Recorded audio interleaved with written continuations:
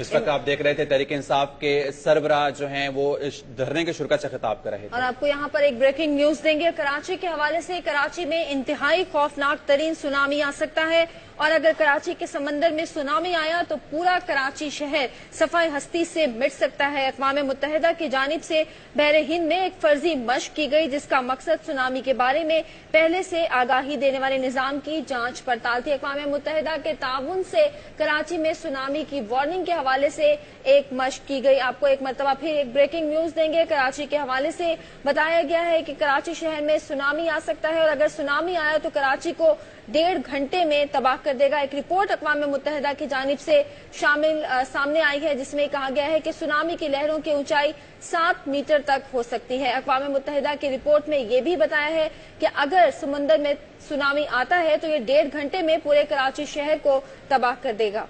जी आपको अपडेट करें, chief metrologist Tausif आलम अक़वाम मुत्तहिदा की इस मशक के सरबराह हैं और चीफ मेट्रोलॉजिस्ट तौसीफ आलम इस बात की तस्दीक कर रहे हैं कि कराची में सुनामी आ सकता है जिससे पूरा शहर सफाई हस्ती से मिट जाएगा। कराची में इंतहाई खौफनाक तरीन सुनामी आ सकता है और अगर कराची के समंदर में सुनामी आया तो पूरा कराची शहर सफाई हस्ती से मिट सकता है।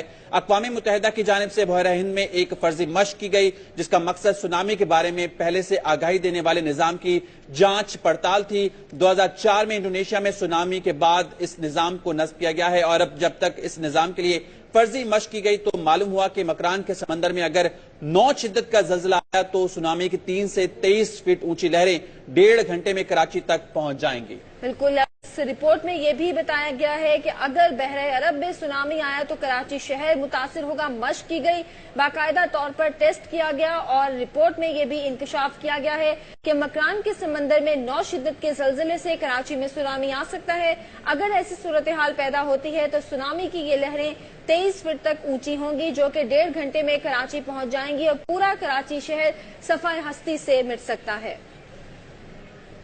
आपका एक बार फिर